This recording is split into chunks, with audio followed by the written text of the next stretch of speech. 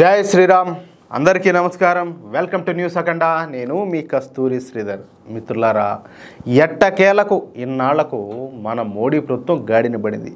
కొంచెం ఆలస్యంగా మేల్కొన్నప్పటికీ కూడా ప్రస్తుతం మోడీ ప్రభుత్వం సరైన బాటలోనే పయనిస్తుంది. ఇన్నాళ్ళు కూడా తమకు అవసరం లేదనుకున్నటువంటి లాబింగ్ను మొట్టమొదటిసారి మన నరేంద్ర మోడీ ప్రభుత్వం విజయవంతంగా ప్రారంభించింది. లాబింగ్ ద్వారానే ప్రపంచ రాజకీయాలు తిరుగుతుంటాయన్న సత్యాన్ని మోడీ ప్రభుత్వం ఇన్నాళ్లకు గ్రహించింది. అందుకే మన భారతదేశ చరిత్రలో మొట్టమొదటిసారి మోడీ ప్రభుత్వం ఒక చక్కని నిర్ణయం తీసుకునేది. అదే చెప్పా కదా, లాబియింగ్. సహజంగా లాబియింగ్ అంటే మన దేశంలో ఒక బూత్ పదంలాగా చూస్తారనమాట. అర్థమవుతుందా? ఈ లాబిస్టులను బ్రోకర్ల మాదిరి అభివర్ణించి మాట్లాడుతూ ఉంటారు. ఏంది లాబిస్ట్ అంటే? చెప్పాలంటే బ్రోకరే, ఇంకా చెప్పాలంటే చాలా పేర్లు పెడతారు. మన దేశంలో అసలు లాబిస్టులకు పెద్దగా గౌరవ మర్యాదలు కూడా ఉండవు. అదే అమెరికానో, బ్రిటనో, జర్మనీ, ఫ్రాన్సు, ఇటలీ లాంటి పశ్చిమ దేశాల్లో అయితే ఈ లాబిస్టుల ద్వారానే అన్ని పనులు కూడా జరుగుతూ ఉంటాయి.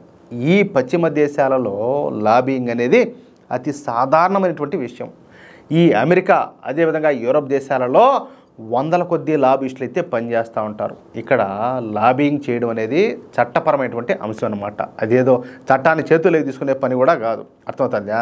ముఖ్యంగా అమెరికాలో అయితే ఈ లాబింగ్ మీదనే అన్ని పనులు కూడా జరుగుతూ ఉంటాయి. అందుకే అరబ్, అదేవిధంగా అమెరికన్ లాబింగ్ సంస్థలు, అలాగే జ్యూషు, అలాగే అమెరికన్ లాబింగ్ సంస్థలు అమెరికాలో పెద్ద ఎత్తున పనిచేస్తూ ఉంటాయి. అంటే ఉదాహరణకు సౌదీ అరేబియా ఉన్నదనుకోండి. సౌదీ అరేబియా అమెరికాలోని ఏదో ఒక సంస్థను లేదా ఏదో ఒక ఉన్నత స్థానంలో ఉన్నటువంటి వ్యక్తిని అమెరికాలో తమ తరపున పనిచేసేందుకు ఆ వ్యక్తితోనో లేదా ఆ సంస్థతోనో ఒక ఒప్పందం కుదుర్చుకుంటారు. అది కూడా డబ్బులు ఇచ్చి మరీ ఈ ఒప్పందం చేసుకుంటారనమాట. ఇక ఆ సంస్థ కానీ లేదా ఆ వ్యక్తి కానీ సౌదీ అరేబియా ప్రయోజనాల కోసం అమెరికాలో లాబింగ్ చేస్తూ ఉంటాడు.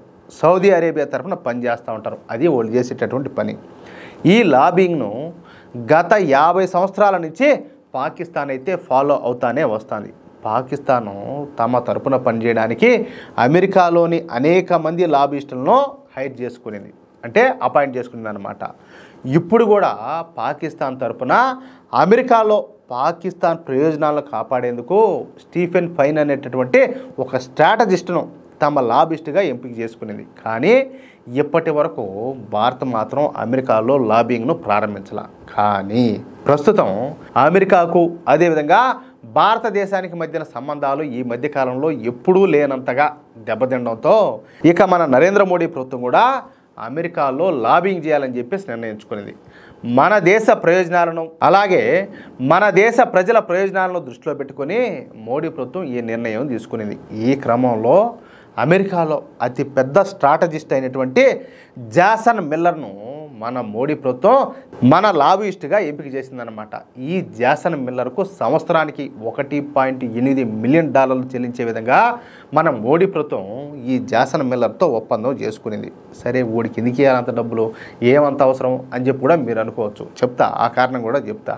ఈ జాసన్ మిల్లర్ అనేవాడు మనం ఇందాక చెప్పుకున్నట్టు అమెరికాలో అతిపెద్ద స్ట్రాటజిస్ట్ అనమాట. పైగా వీడు అమెరికా అధ్యక్షుడైనటువంటి డొనాల్డ్ ట్రంప్కు అత్యంత సన్నిహితుడు.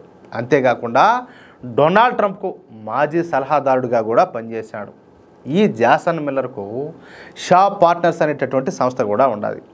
ఈ జాసన్ మిల్లర్ ఇక నుంచి మన భారతదేశ ప్రయోజనాల కోసం అమెరికాలో పనిచేస్తాడనమాట. అంటే మనకు ఆడ కూలోడు లెక్క.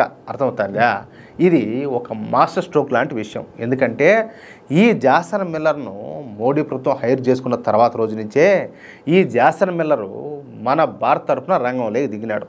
నేరుగా డొనాల్డ్ ట్రంప్ను కలిసి భారత్ తరఫున లాబింగ్ చేయడం మొదలుపెట్టాడు.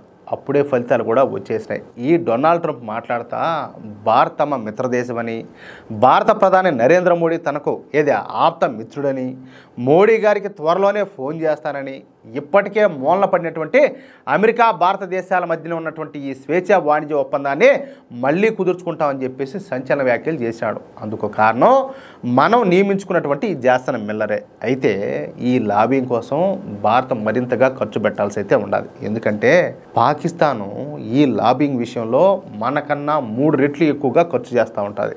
కాబట్టి మనం కూడా మన అవసరాలకు తగ్గట్టుగా ఈ లాబింగ్ పైన ఖర్చు చేయాల్సి ఉంటుందన్నమాట. అది విషయం. ఏమంటారా మిత్రులారా?